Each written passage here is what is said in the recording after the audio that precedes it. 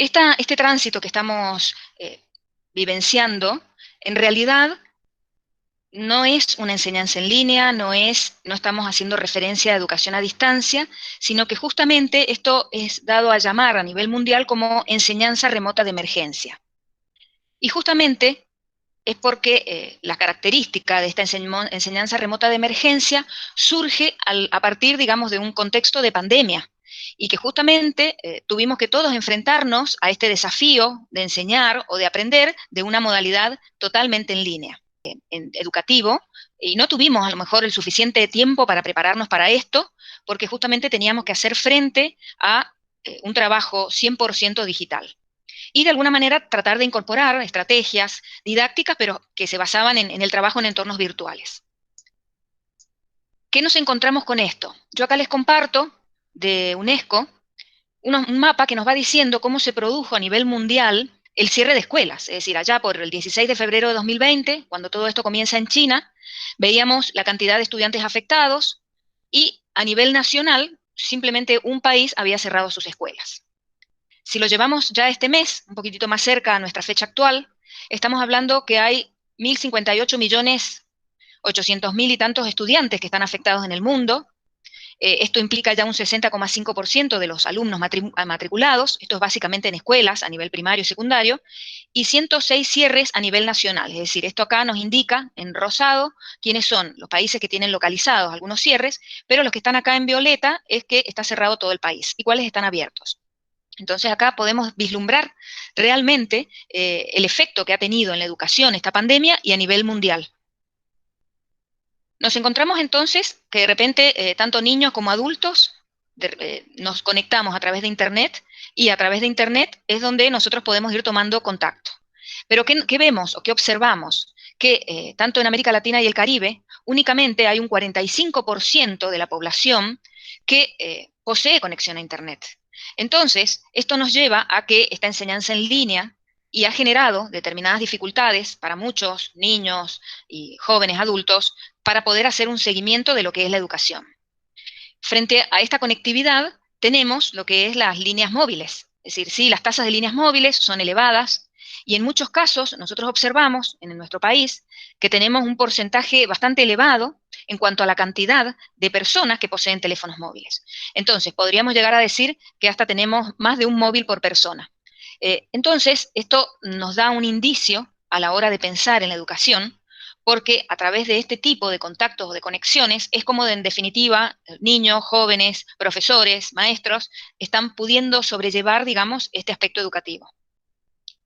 En los primeros meses de la pandemia y en nuestro país, y bueno, es decir, tanto a nivel nacional como la Dirección General de Escuelas de Mendoza, se fueron generando distintos programas, proyectos con orientaciones para docentes, para los niños, para los jóvenes, de manera tal de poder brindar materiales, herramientas, justamente para esta instancia en las cuales no todos los establecimientos educativos estaban preparados. Entonces fue así como en marzo de este año los docentes obviamente estaban habituados específicamente a la enseñanza presencial y de repente tuvieron que empezar a incursionar en distintos entornos y aulas virtuales para dar lugar a esto que se denomina justamente enseñanza remota de emergencia. Y bueno, esto ha ocasionado brechas. Por un lado, las brechas de acceso, es decir, justamente yo les traje información con fuentes primarias en relación a la cantidad de hogares o de personas que pueden tener acceso a Internet. Entonces, esto es una brecha, es decir, no poder hacer uso de la red para poder acceder a clases en forma remota. Pero se suma a esto las brechas de uso, porque a ustedes mismos les pasa, es decir, en una casa yo puedo tener Internet, pero quizás tengo una sola computadora o tengo un solo dispositivo para el cual poder utilizar toda la familia. Entonces, de repente, padres, hijos, hermanos, tienen que compartir sus horarios con esos dispositivos. Entonces, no es solamente poder tener acceso a las redes o a los materiales, sino la disponibilidad que tenemos como familia o las personas que estamos viviendo en el mismo hogar para poder utilizar un determinado recurso en un determinado horario. Y por supuesto, están en juego las competencias digitales. Es decir, no solamente era tener una computadora o un teléfono con internet, sino justamente saber trabajar con los distintos recursos, con los distintos dispositivos, pero orientados aún con un objetivo pedagógico y didáctico. Entonces, todo esto nos ha llevado que no todos los estudiantes o profesores tenían las suficientes competencias digitales para poder hacer frente a esto. Con eso tuvimos que ir lidiando estos primeros meses del año, ya nos encuentran este segundo cuatrimestre, después de bastantes pruebas, ensayo y error, un poquito mejor posicionados, pero obviamente esto generó brechas. Y esta brecha digital implica necesariamente pensar cuál es el modelo educativo, cuál es el modelo de acompañamiento que se puede hacer desde los distintos roles que implica la instancia educativa. Entonces, nuestro debate, más allá de los contenidos, y bueno, uno de los mayores problemáticas fue la evaluación, es decir, qué tipo de evaluación se venía llevando a cabo desde la presencialidad, cómo esto afectaba, cómo lo podía llevar a cabo en entornos virtuales. Y bueno, esto nos lleva a tener que repensar entonces el modelo educativo, es decir, va más allá de los contenidos, va más allá de cómo consigo lograr finalizar el programa o todas las expectativas que yo tenía, si la evaluación no es tenida en cuenta y si obviamente ese modelo educativo no se ha reforzado frente a estas instancias, digamos, de aprendizaje digital. Entonces, obviamente, esto nos ha llevado a nuevas miradas. Primero que nada, fueron necesarias nuevas reglas.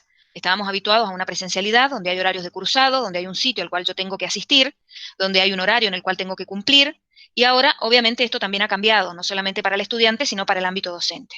Nos tuvimos que adaptar a esta dinámica 24/7, es decir, el docente tiene que entender que no solamente vale esas 2, 4, 6 horas de clase que tiene que dar por semana, sino que sus materiales en un determinado aula virtual, en un entorno, en un repositorio, están a las 24 horas, los 7 días a la semana.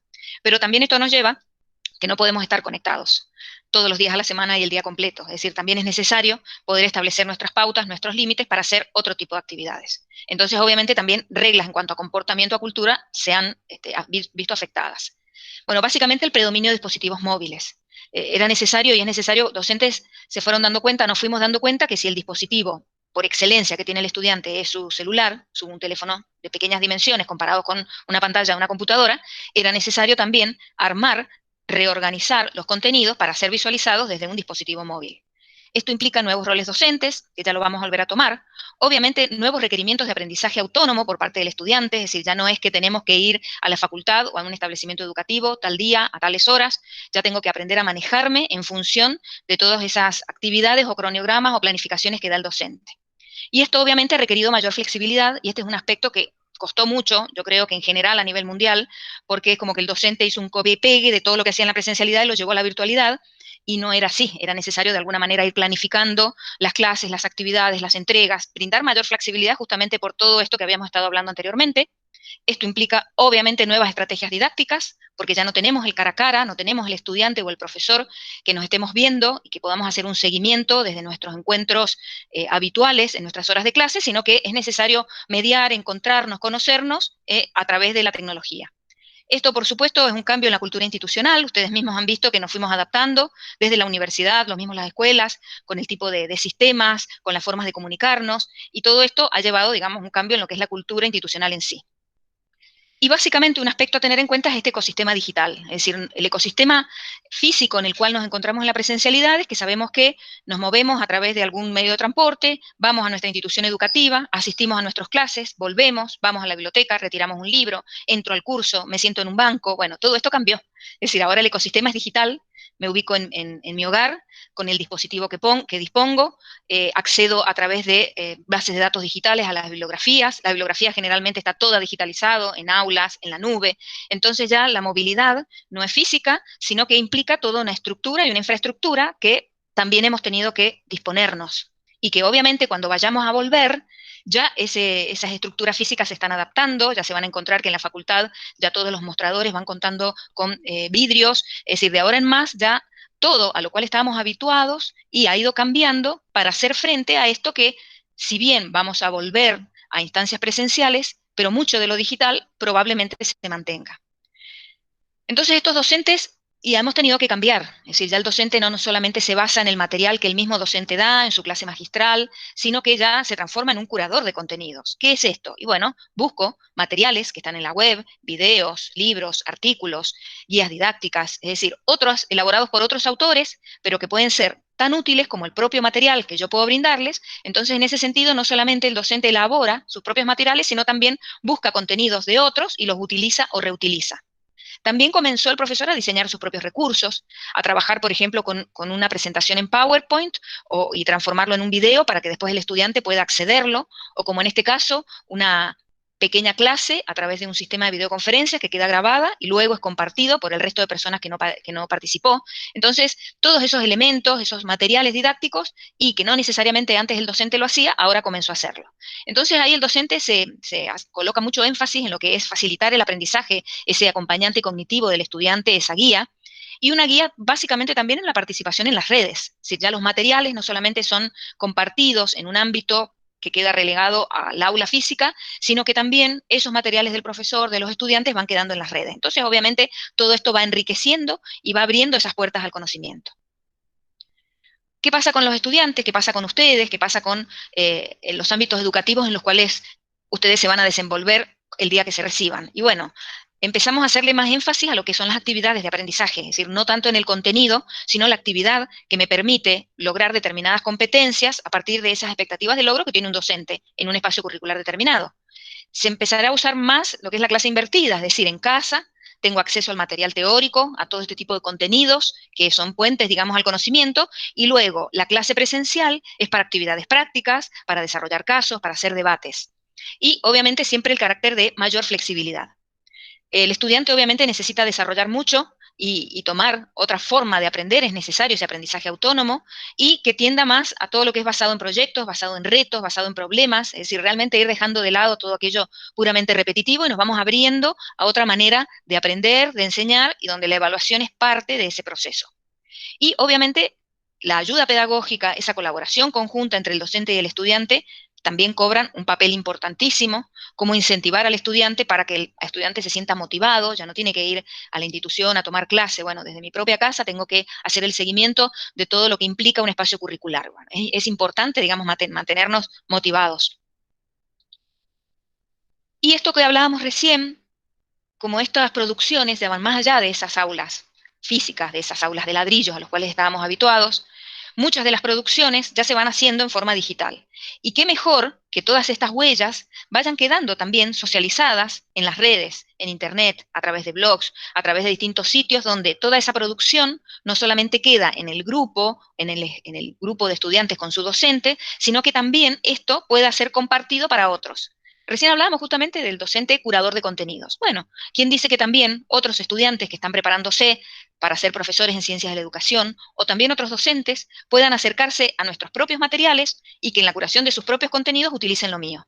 Entonces hay un aspecto muy importante que estamos trabajando acá, que es el tema de la identidad digital y la reputación en línea. Si la identidad digital, cómo yo me muestro en esas redes, y la reputación en línea, cómo me ve el resto.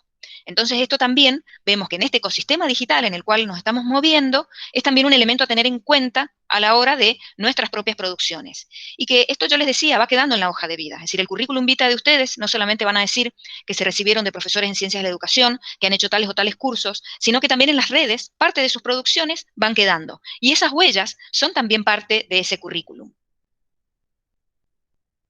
Tratamos de advertir que si bien esta pandemia realmente es una crisis en múltiples factores, sociales, económicos, tratar de ver también esa oportunidad de poder prepararnos, ustedes como estudiantes, ustedes como futuros docentes, para que justamente veamos a dónde queremos apuntar desde el punto de vista de la educación, qué podemos sacar como aprendizajes, como, digamos, el vaso medio lleno de toda esta etapa de pandemia, más allá de todas estas crisis que tenemos que estar padeciendo, de todas estas brechas.